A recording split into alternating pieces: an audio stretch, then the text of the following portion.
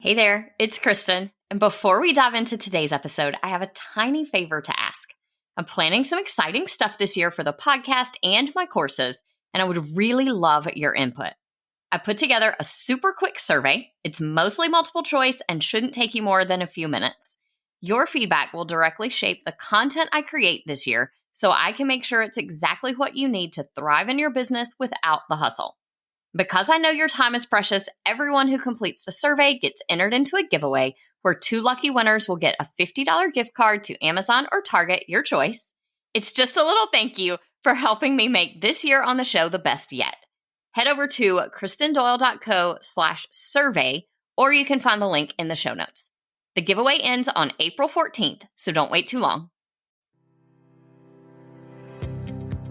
Hey TPT sellers, ready to see growth in your business? You're in the right place. Welcome to the Savvy Teacher Seller. I'm Kristen Doyle, and I'm here to give you no-fluff tools and strategies that will really make an impact on your sales. Let's get started, y'all. Hey, y'all. Welcome to today's episode of the Savvy Teacher Seller. I'm your host, Kristen Doyle, and today I am answering one of your questions. What on earth is a funnel? So I want you to imagine with me for just a minute that TPT is a busy fall farmer's market.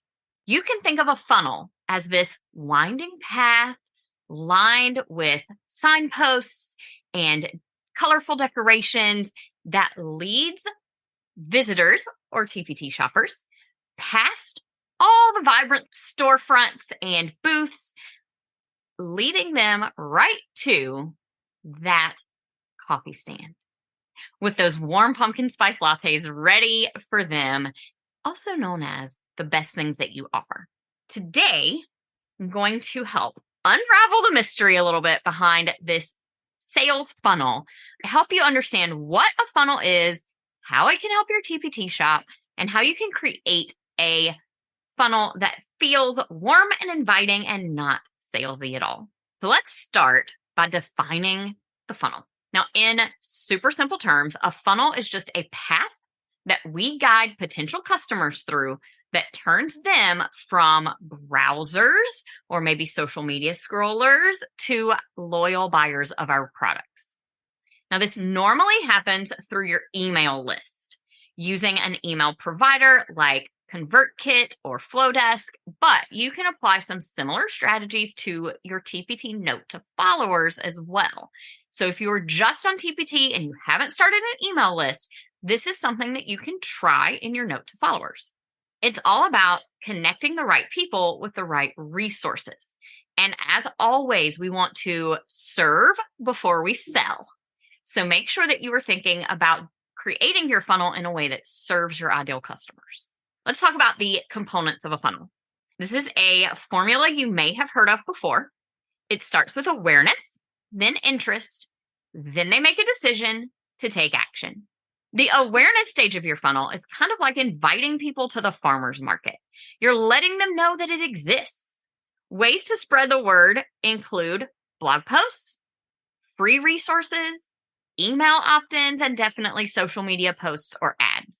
So this is really not so different from the way that our neighborhoods might promote a farmer's market. You're going to have to increase awareness somehow and get people into your world. Once they have noticed that you exist, you need to build interest. This is where they begin to get curious. They might sign up for a freebie to get on your email list. Maybe they follow your TPT store. And from there, it's your job to guide them toward making a decision. So back to our farmer's market analogy, they've seen the sign, they smell the coffee wafting in the air, and it's time to help them find the coffee shop. So this is where you can promote some of your resources, direct them to bundles that will help them, offer some sales or discounts if you're using this to promote your own store, just to give that gentle nudge for them to make a purchase. You're guiding buyers to the resources that are going to be the best for them. And then finally, you want them to take action.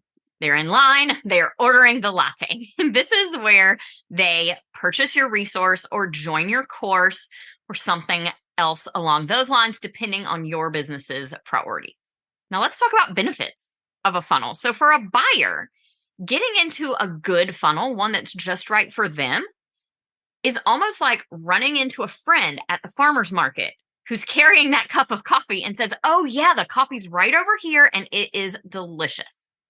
See, it doesn't have to be super complicated. Your funnel can start out as basic as a pumpkin spice latte.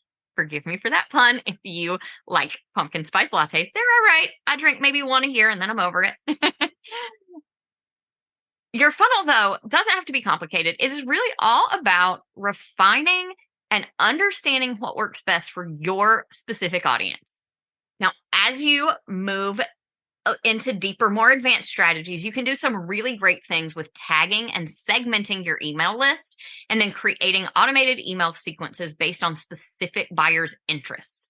But there's nothing at all wrong with starting out super simple, where everyone who signs up for this freebie gets these emails, regardless of other interests, regardless of what grades they teach. If they've opted into a specific freebie, then you guide them toward a specific related product.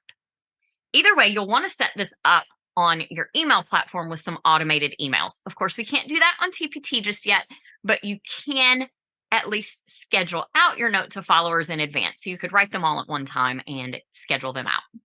As you're doing these, you want to make sure that those automated emails are guiding customers through those funnel stages, but that you're keeping plenty of personal touches in there. You're keeping your emails relatable and you're not being overly salesy in them. One reason that you really want to make sure you're trying to set these up in a way that is automated as much as possible is that those automated funnels can definitely help increase your passive income, because once you set it up, it just continues to run on its own over time as people opt into your email list. So definitely make sure you're thinking about how you can automate these funnels instead of using them as your regular weekly emails. Okay, let's talk about some quick tips for your funnel emails. First off, you want to be very specific. Rather than throwing your entire store at new subscribers, you want to guide them to a specific resource or a specific product line that's going to answer the need that they have. And one of the best ways you can do that is to use very specific email opt-ins. So rather than a broad generic email opt-in that really could apply to just about anyone, you want to make sure your email opt-ins are specific and they're directly related to products that you sell, so that there's an easy path from the freebie to the paid resources.